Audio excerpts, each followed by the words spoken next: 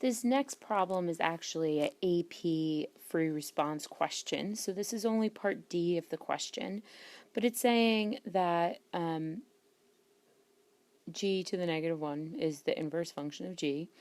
Write an equation for the line tangent of the inverse function at x equals 2. Now, the table is also giving you information for f. That we're not going to be using right now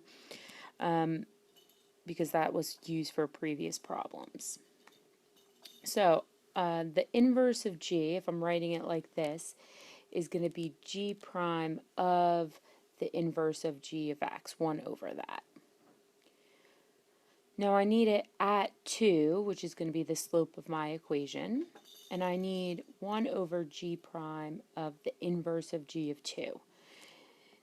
Now, you have to remember that for the inverse of g of 2, that's meaning that 2 is the y value of g.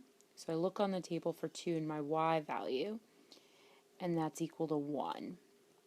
So that means the inverse of g of 2 is equal to 1.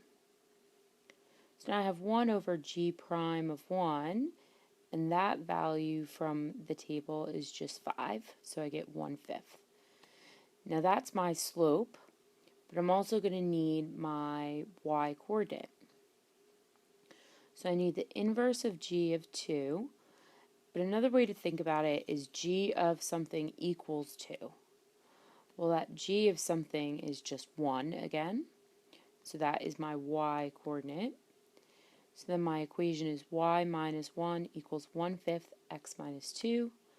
So there's my 1, my y coordinate, 2 is my x coordinate, and 1/5 was my slope.